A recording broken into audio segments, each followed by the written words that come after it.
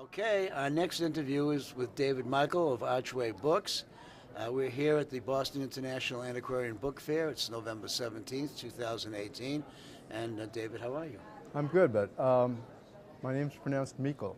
Meikle, excuse me. That's all right. So if you want to Why start is it that spelled over, the way it is then? because it's Scottish and not German. Ah, there it is. Right before.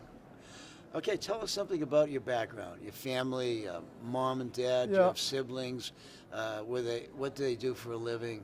Well, my dad was a career Army officer, and my mother was a homemaker, or faithful Army officer's wife, and all that stuff.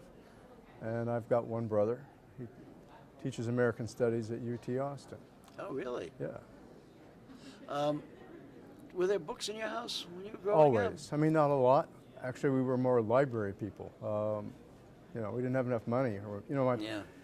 actually, it was my Scottish father probably, really, who thought that, you know, you shouldn't spend money on something that you could get for free. So, Well, that's a good thought. yeah. Yeah. But no, there were a lot of books and a lot of history. It was kind of weird when I was a kid. We moved around a lot, and it always seemed like we were living somewhere where there was a lot of history. Like, you know, when I first sort of became aware of the past, my dad was stationed at Valley Forge. We moved from there to San Antonio, so we used to go down to the Alamo all the time. A lot of history. We moved from there to Fort Devens. So then, you know, we were Lexington and Concord, Boston, all that kind of stuff.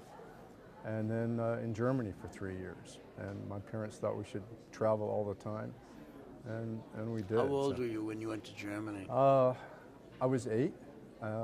Berlin Wall went up a month after we got there. All So right. things were pretty real. Yeah, I can imagine. Yeah. You have any trouble getting out?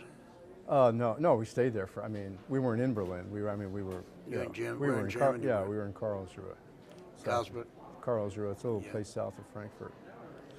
Frankfurt's a crazy place. I'm Frankfurt is. My dad was back there when I was in college, and so every summer I'd go there and I'd do some Army scout work for a couple months and then travel around.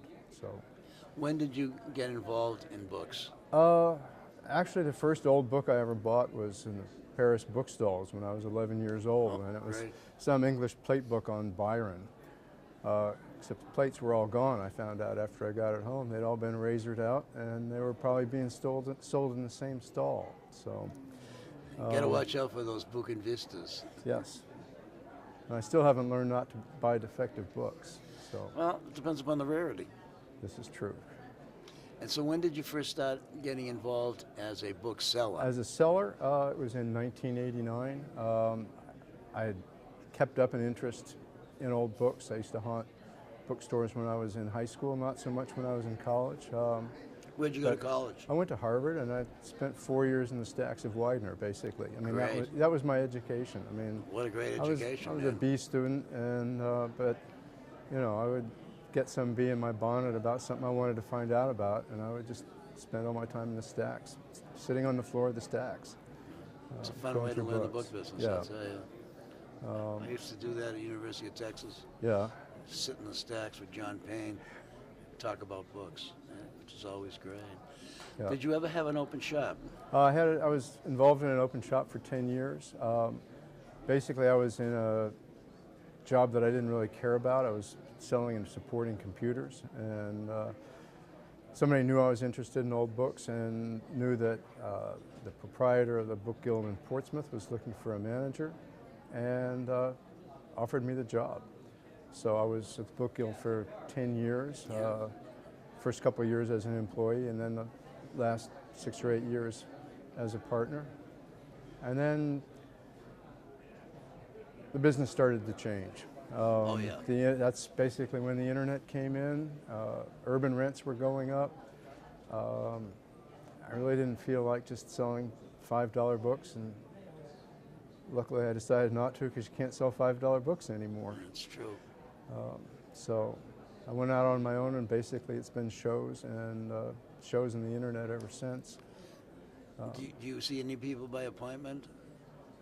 In the 20 years that I've been in the New Hampshire Booksellers Association brochure, I think I've probably had about 5 people call me to ask for an appointment, and probably the last 3 of them I didn't return their call. Tell us what your specialties are. It's hard to say. I've always had an interest in old books. I mean, you know, older printing, older continental printing. Never really had the money to buy the stuff in that area that really sells, but I still pick around the edges of that. But lately, from traveling over the last 10 or 15 years in Asia and Central and Eastern Europe, it's mostly things relating to sort of 18th and 19th century travel exploration. Started getting into photography a lot.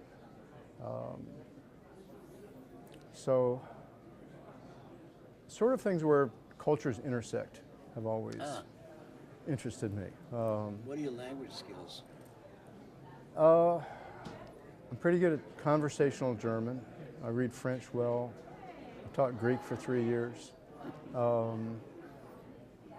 I can puzzle out a title page in just about, you know. Yeah, booksellers. Especially, you know, right, with the internet and, you know, cut and paste out of OCLC and, you know, that sort of stuff. So, yeah, I can figure out just about anything, I think. And it's still an advantage. I mean, you know, my big hits have always been just something that somebody else couldn't read, pretty much. Yeah, that'll happen a lot. Yeah, but it happens less and less. More and more people. Well, you know got how to do Google it. Translator, so Yes. you can translate. You know. Well, it's pretty good for Western languages, but once you get away from that, Yeah. forget translating Japanese on Google Translate. I mean, No, I'll do that myself. No, I spent a lot of time in Japan from 1965 to 1990. I used to be able to speak like a 10 or 11-year-old. Oh, really? Yeah, now I speak like I can't. And if you don't speak a language every day or every week, you begin to lose That's it. true. Yep. What are some of the major things you see coming up in the book trade? Things have changed, like you said. What are the major changes that you've experienced? The major changes I've experienced, well, as I said, you can't sell a $5 book anymore. I mean, by which I really mean you can't sell a $35 book anymore. I mean, there were some books that, I mean, we all know this, that anytime you saw one for $10, you'd buy it because you knew you could sell it 2 weeks for $35 or $150 or whatever. It just doesn't happen anymore. Sometimes I feel that I won't buy anything anymore unless it's unique. And when you're talking about an industry that really was founded on mass production, that's a pretty strange way to be going. Yeah, but you seem to be able to do it okay. Who were some of the people who were sort of like mentors or helped you along or made life easier for you as a bookseller? Just sort of everybody in New England. I mean, just basically from coming to shows. I mean, you know, with a few exceptions because of health or whatever, I've done some fall show in the Boston area for almost 30 years now. Yeah. And that's... So your traveling days are through? Traveling like around the world and all that? No, I was in Spain a month ago for 2 weeks, and luckily there's a street book fair. I mean, it's an organized street book fair every fall in Madrid. I didn't even know it was there. I spent 2 days there. There's a lot going on that we don't know anything about. No, that's right. And there's a lot of stuff out there. Yeah, and whenever I go to Tokyo, I mean, I go nuts. I mean, it's funny. I've always thought there was a parallel, but I think Spain and Japan are a lot alike in a lot of ways. And the thriving book trade in both places and on the street. I mean, yeah. I had very pleasant memories of Japan of all the years. Well. But you asked about, I kind of hesitated because you asked where I thought the trade was going. I have no idea where it's going. I mean, you go through this fair and you think, no one's ever going to sell all these books. I mean, I look at my booth and I say, who's ever going to buy this stuff? And then I look at everybody else's booths and I kind of ask the same question. I know, I don't know either, but at some point, you know, you retire or die, and then there's a whole big bunch of stuff that has to be taken care of. And if nobody knows what it is except you, problems will exist. my wife has said, and I've only been married for less than a year now, Really? and she keeps saying, you know, you've got to do something because none of us are going to know what to do with this stuff. It's true. I mean, people just put in their will now, send my stuff to Sotheby's or send my stuff to Doyle's or something like that. Well, I can't do that. Not with they're not going to take my stuff. You're probably more New England Book Auction. Yes. Which is, Yeah. there's nothing wrong with New England Book Auction. No. It's a cool place. I enjoy going there. If you were entering the book trade today, would you or could you? I still would, absolutely. It's because of various health and family issues for about the last 5 years. I've still been buying, but I haven't been selling very much. I've been working hard at selling, and I'm anxious to get back into it, which is one reason I joined the association. Yeah, it's a band of brothers and sisters. Yeah, Pretty much. I'm excited about getting going again. So, Are you just going to continue? Are you going to, at any point in your career, decide to go back to an open shop? I still think about it. I've thought about it very seriously a few times in the last few years, but now I think I'm too old. So You're never too old. How old Prob- are you? I'll be 66 next month. Was this your first marriage? No, it was my first marriage ended 15 years ago. No, not 15. 25 years ago. It's a little And different. then I was in a serious relationship for almost 20 years, and my partner died 3.5 years ago. And then a year ago, I married the woman who had introduced my partner and myself. So, Goes around, comes around. absolutely, It's really cool. yeah.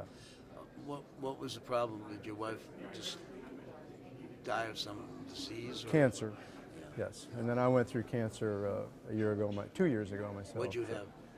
Oropharyngeal cancer. What's that? It's down here. It's caused by human papillomavirus, HPV, which I'll put in my pitch right here. All teenagers should be vaccinated for it, male or female. Huh. Is it- It's an Yeah. unusual disease. It's not. It's getting less and less unusual all the time. So Yeah. Have you ever thought in terms of putting out a catalog? I put out a couple catalogs 15, 17 years ago. And I'm thinking about it again. I like to catalog. So my internet sales have always come from through cataloging. Catalogs used to be the only way to sell stuff. Right. Either that or take a briefcase with you and go to some school and show them your wares. I've never